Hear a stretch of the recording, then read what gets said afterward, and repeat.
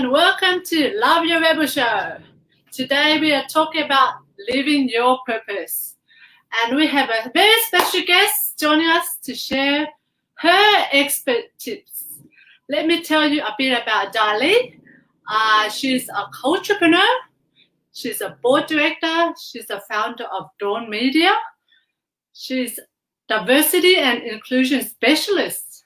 And she's also a councillor of Fairfield City Council. Wow! Did you know there's one special thing, very, very unique to her, and she's the very first Vietnamese Australian journalist in mainstream media. Wow! So excited! Let's welcome the amazing Darlene to the show. Hello. How are you, Darlene? Good, I'm good. Thank you so much for inviting me to be part of this show. Well, let's get on to it. Actually, the first question I wanted to ask you is, what is culturepreneur? I haven't really heard that term. I made it up. I made up the word. Oh, I love it. So entrepreneur is about enterprise, business, entrepreneur, as people know. Nowadays, we talk about entrepreneurship is people constantly, coming up with ideas, pivoting and doing things, trying things, testing things out. And I thought, not only am I trying to start a social enterprise,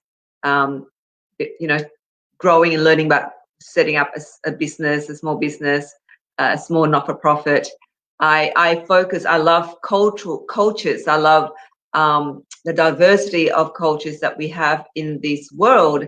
And I think that people who are in that space, I just thought, well, why can't I call myself a culturepreneur? Because for me, it's about trying to come up with ideas and initiatives to address a lot of the issues around diversity and inclusion. What are the solutions we can come up to help organizations and businesses address the issue of the lack of diversity at leadership level across many mainstream institutions? And it needs somebody who actually is very passionate about cultures. And so I just made up the word culturepreneur because I see myself as a culturepreneur. Wow, that's so amazing. And I love it. But there's one question I really wanted to ask you. What's your definition of a rebel? I am a rebel. That's a definition. I'm a rebel. I'm a rebel. Definitely you are. For instance, I suppose you being of a Vietnamese background would probably relate to this, is that our parents expect us, because we come here as refugees and we have got nothing, and for me, I came here as a child, couldn't speak English, and all of that struggle of being displaced, and finding a new home, a new homeland, meant that you had to then either conform to, we are brought up to conform, right? So my mother expected me to become a lawyer, and I did actually managed to get into uni decades ago to get into law for a few months, but then I dropped out because I thought, oh my God, that's not me. Now, for me, that's a rebel, because I know many kids with refugee parents who expected their kids to either become a doctor, a lawyer, an accountant, a pharmacist, and a dentist. All of that they did. They really pleased their parents. They listened to their parents, and I feel that at times I was not that. I was a rebel. I did not fulfill that desire by my mother. Landed my job in journalism. And that, again, was a rebel because, how many Asian, back in those days, in the early 90s, I was the first Vietnamese Australian to actually get a job as a journalist working for the Liverpool City Champion, a Fairfax County newspaper. They were looking for a journalist, and I was the first one. And so you know, so for me, that going to journalism was also a rebellious act indirectly, because I did not get a good job back in those days. I was not in a stable profession, not as stable, but in a well-respected profession, because not many in our community back in those days understood what journalism was all about. They didn't see that as a status job. So, so I rebelled against that. And then decades later, stepping into politics again, you know, how many, you know, Vietnamese, Australian, when I stepped in 2008, there weren't any.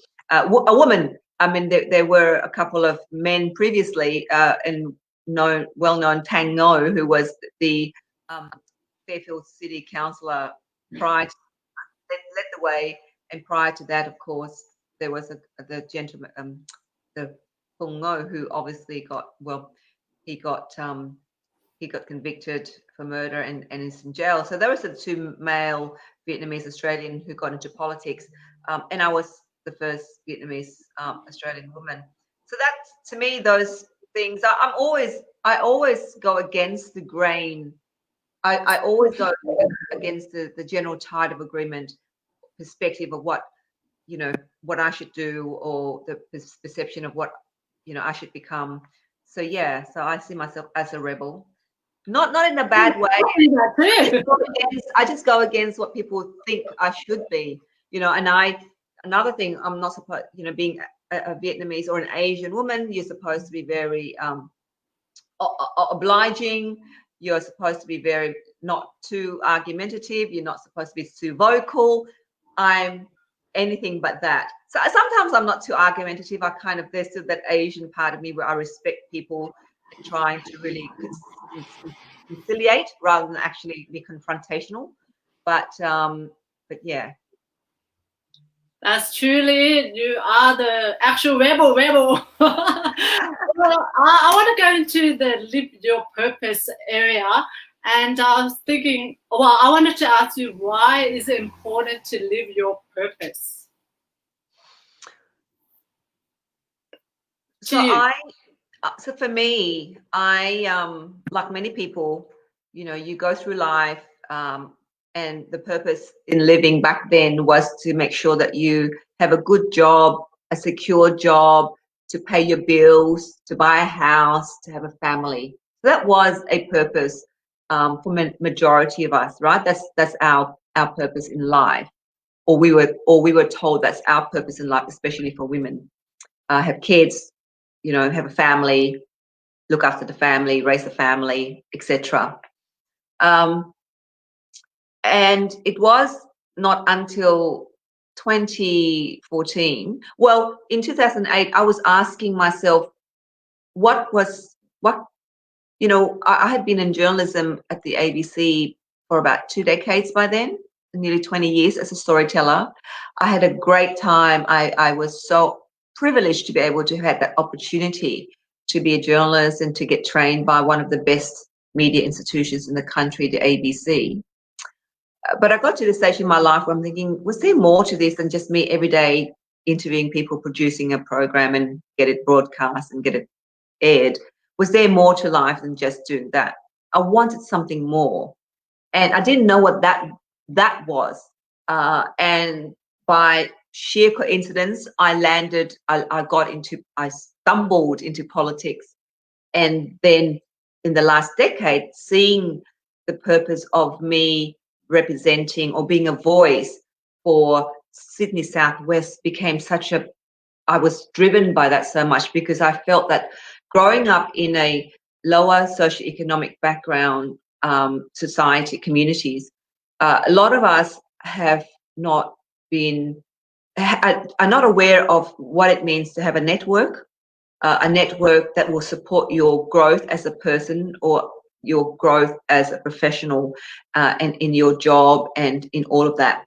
So access to the right people, the right network that can influence decisions.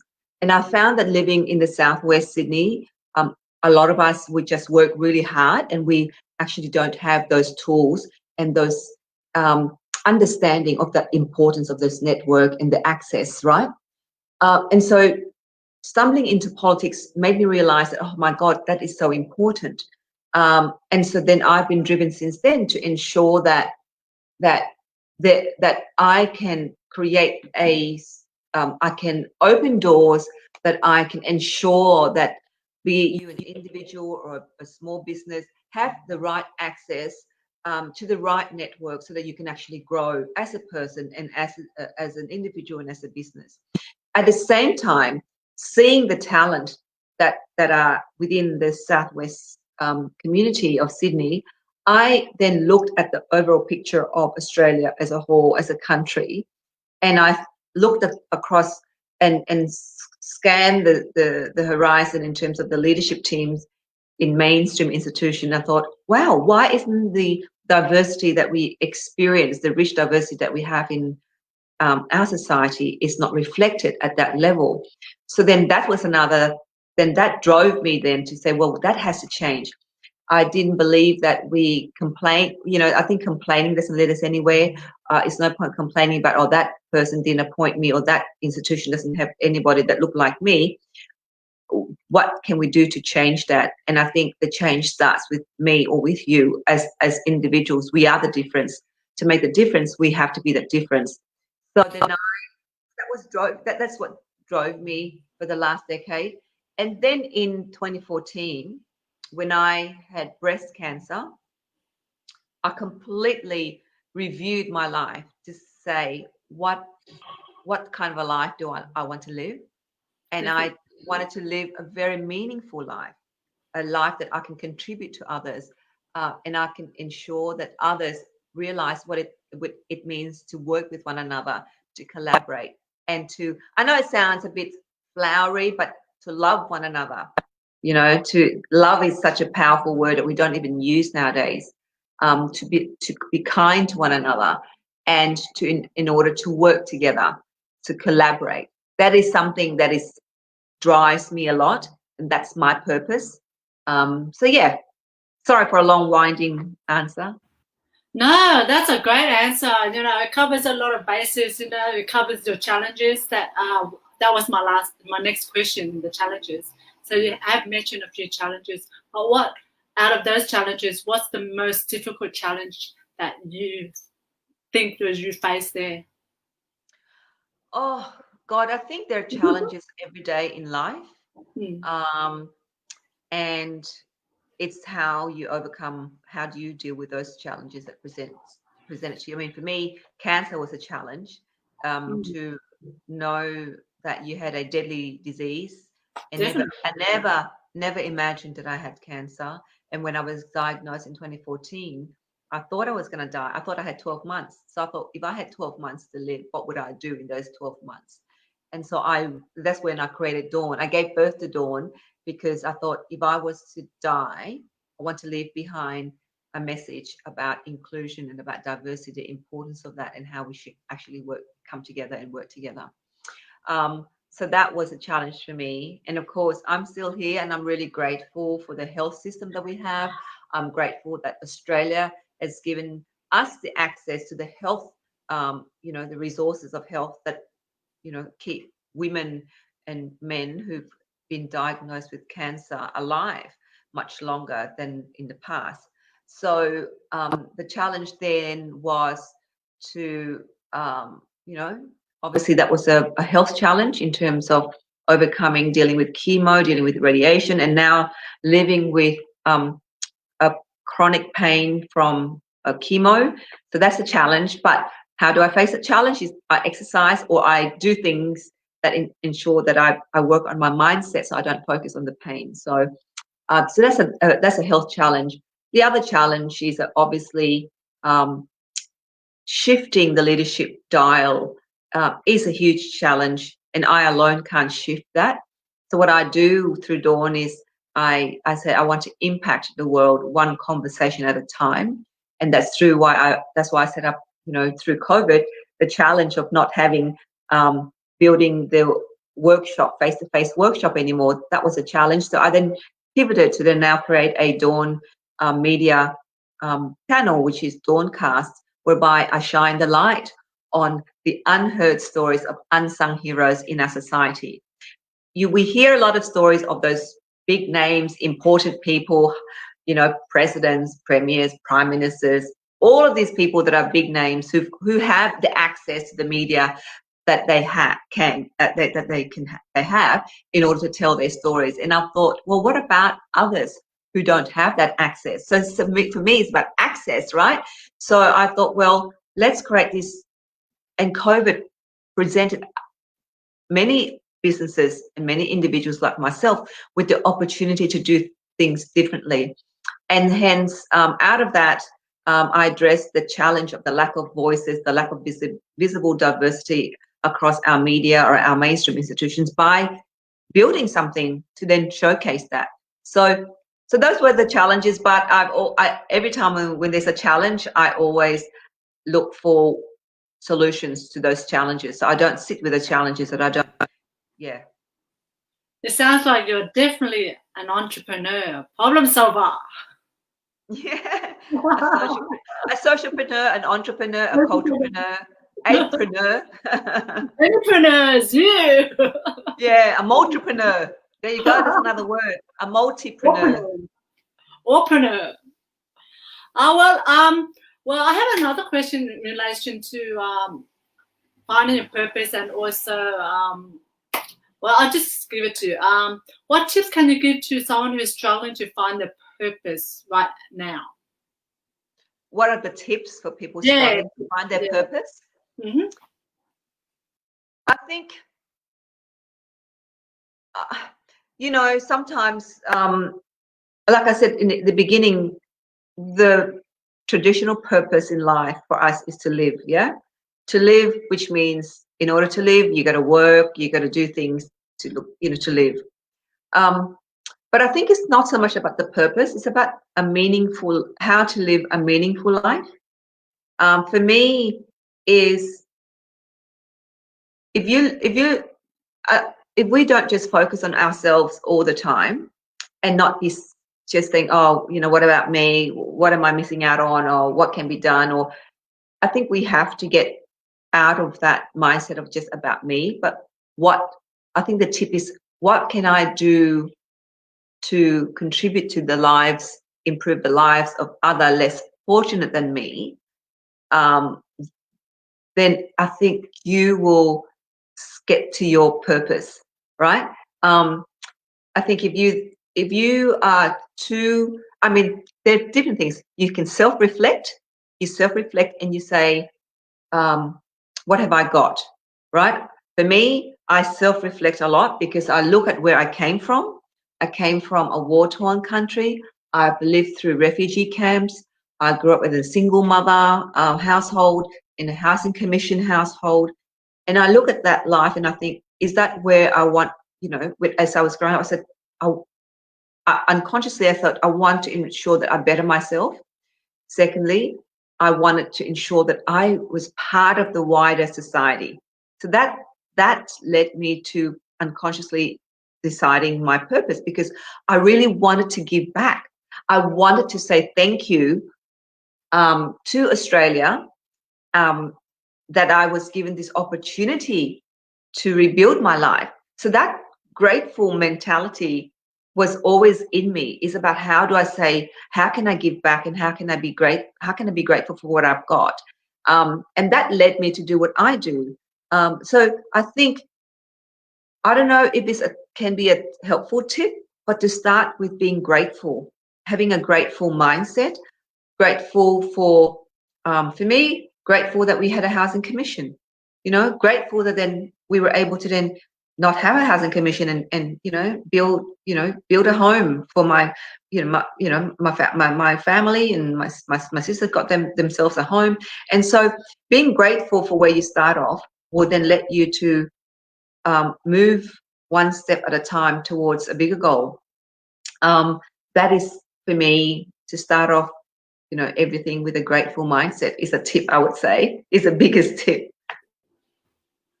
Yes, I think that's true. The biggest tip is to look at what you have, and then you look outwards afterwards, kind of thing. That's true. Grateful is a big thing, and I feel that being grateful. Sometimes people can say they're grateful, but you need to feel it as well, isn't it? You have to feel grateful, Yeah. and it takes, honestly, actually, it takes practice to feel grateful. It takes, I think it takes, sometimes it takes you having to go through some really dark moments. So for me, one of the greatest dark moments was that my son got burnt accidentally by his father when he was 4 days old. And so he's got a scar in the back of his head, and that's a scar that he will live with for the rest of his life. I went into a grateful mindset that he actually was not impacted mentally, but it was a scar only. And that I wanted to make sure that as he was growing up, that he wasn't going to be teased or giving a hard time because of that physical, scarring at the back of his head. It's like about the size of a soccer ball. Wow. I use storytelling to ensure that I explained what happened. So when he went to school as a young kid, kids weren't going to tease him, and gave an explanation why he has that scar. So if I did not have a grateful mindset, I believe in that situation, I would have been so depressed. I would have been heartbroken. I would have been like in this victim mentality of, oh my God, my son, and that would have impacted his, raising him as a child. Yeah, definitely. That there's this negative feeling around him, right? And I did not want that. So I made sure that I breathe gratefulness. I make sure that that he doesn't feel that I'm just saying I'm grateful and still felt, like it's a loss, right? So because I went and actually interviewed quite a lot of people around having a child being burned at the time when my son was burned, to understand how do parents deal with something as tragic as that. And a lot of the women that I interviewed actually felt devastated, and blamed their husband or blamed. And so they went into a blame mode. And I listened to those stories and I thought, no, I don't want to go into a blame mode. It was an accident, and that I'm lucky that, my son is healthy. So for me, I suppose I taught myself a lot of those skills through some of those challenges that I went through. I taught myself not to stay in the dark for too long.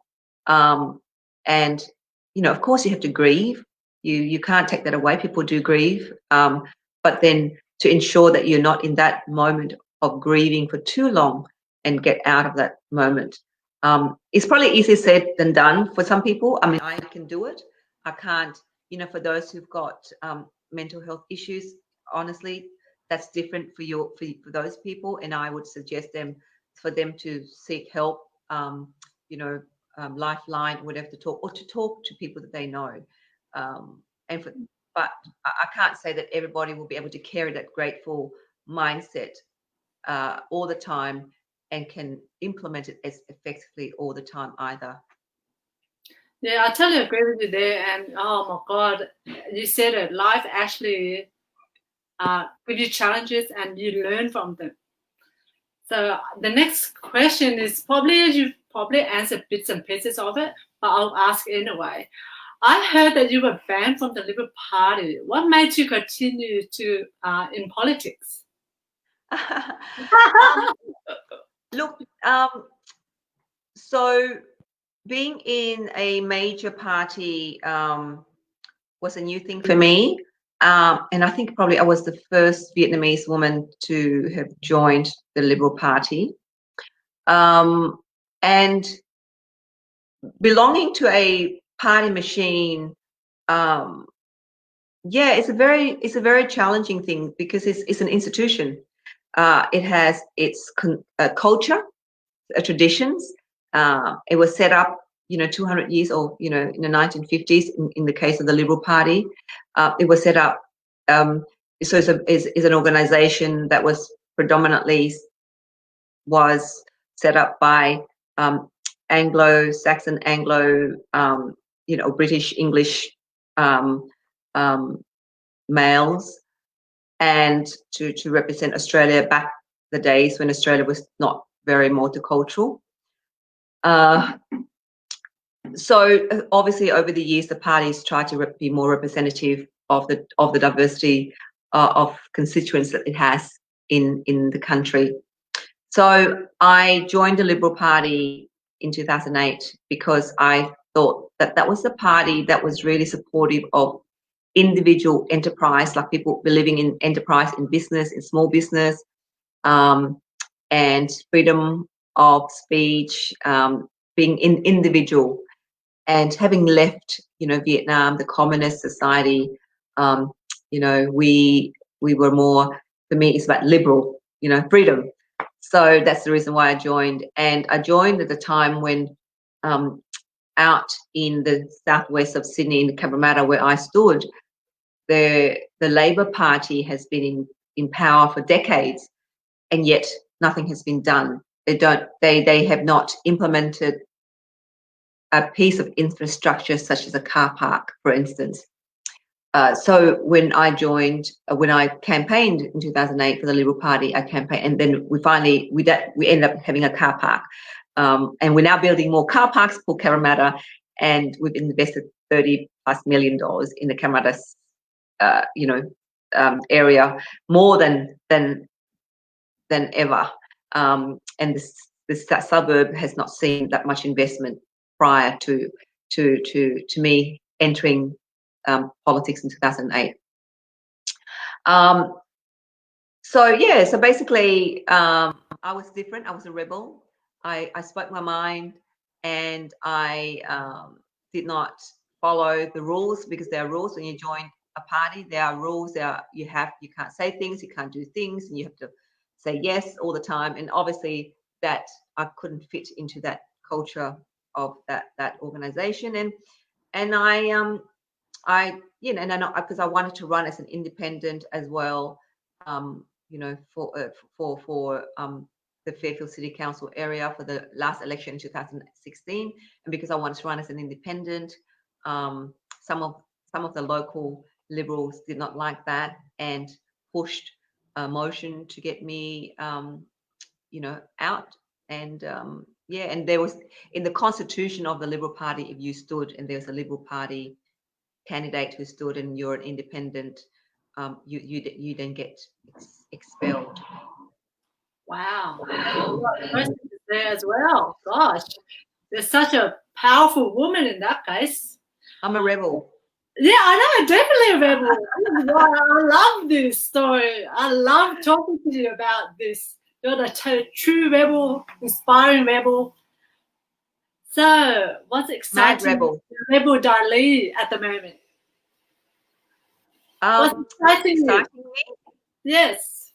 Oh, I'm so excited. I've got an amazing co-founder I've brought on board to Dawn, and her name is Lynn Podetti. You probably have seen some of my posts with Lynn in the last couple of months, and I'm so excited because I've been the last 6 years trying to find somebody to be on this journey with me, and it has been very challenging to find the right person who've got the same drive and the same beliefs and the same values as you. Some people might believe in diversity and inclusion, but they don't have the same drive in terms of the work ethics, right? In terms of working hard, in terms of constantly in communication and all of that. And Lynn did. So I was very grateful that we've been friends for 7 years, but we then connected again a couple of months ago, talk about business, and then she came on as a co-founder. So I'm so excited about that. And we've just, created a business, a revenue model, not a business, a sustainable model for Dawn, because we're a not-for-profit. I don't rely on grants. I don't go begging for money. So we're trying to sustain ourselves through a few events that we hold, the tickets that paid for the small bits and pieces, administrative stuff. So we've come up with a great service called Repurposing Your Purpose. and that is about creating short snippets of videos, 1 minute videos that you can use, that you can build your brand, build your message, your profile, to get leads, to get invited to speak at events, to get recognized, to get noted, to get, you know, invited to events or whatever presentations, by having 1 short minute clips of your story, of who you are, and do it consistently and efficiently and cost effectively. So we are excited about repurposing people's purpose. So it's video, and I think video in 2021, video social marketing is going to grow. And so, you know, if people are interested in that, let me know. Yes, definitely. Oh, we're at the 30-minute mark, but I want to play a game with you, darling. Okay. Okay, are you ready? All right. It's a bit easy. It's called word association. Word association. Yes. Shall we start? Okay, start. Come on. A word association. Dawn. Oh, leader. Leader. Oh my gosh. Empower. Bold. Fun. Courageous. Body. What was that? Body. Body, as in a body. Yep. Strength. COVID. Yep. Opportunities. Cute.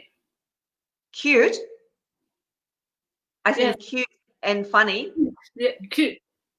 Cute and funny. Flower. Jacaranda. Bamboo. Ceiling. Sex. In the city. Dawn. Of a new era. Yeah. Okay. Did you enjoy that? Yes, I did. I'm thinking, oh my God. I hope the word associations would, you know, word association haven't played it before, so. Oh really? Oh, sorry, I should have explained myself a bit more. No, it's fun. Well, last thing is, what message do you want to give to our rebels out there about living your purpose? Be bold. And if you fail, and if you fall, stand up as quickly as possible. Don't be afraid of failures. Embrace it and walk with fear hand in hand.